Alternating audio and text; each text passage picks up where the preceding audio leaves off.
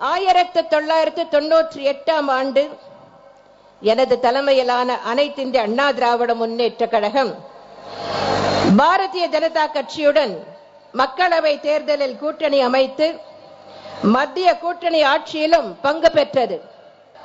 அன்றைய பாரத பிரதமர் திரு வாஜ்பாய் இந்திய பிரதமரை தலைவராகவும் சம்பந்தப்பட்ட 4 மாநில முதலமைச்சர்களை உறுப்பினர்களாகவும் கொண்ட காவேரி நதிநீர் ஆணையத்தை அமைத்தார்.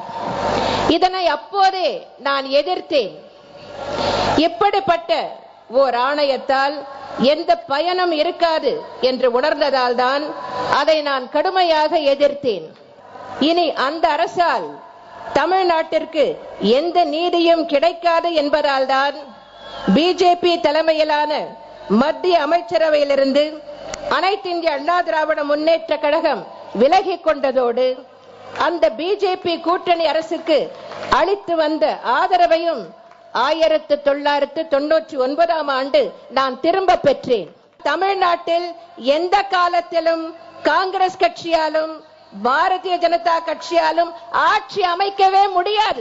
பிஜேபியும் காங்கிரசும் ஒரே விதமான கொள்கையைத்தான் கடைபிடித்து வருகின்றன.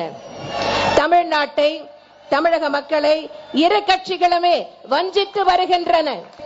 தமிழகத்தின் உரிமை நிலைநாட்டப்பட வேண்டும் என்றால் வாக்காளர் பெருமக்களாகிய நீங்கள் நடைபெறவுள்ள நாடாளுமன்ற மக்களவை தேர்தலில் காங்கிரஸ் கட்சிக்கும் வாக்களிக்க கூடாது, பிஜேபிக்கும் வாக்களிக்க கூடாது. அவர்கள் போட்டியிடுகின்ற அனைத்து தொகுதிகளிலும் நீங்கள் டெபாசிட் இழக்க செய்ய வேண்டும் என்று அன்புடன் கேட்டுக்கொள்கிறேன். செய்வீர்களா? நீங்கள் செய்வீர்களா?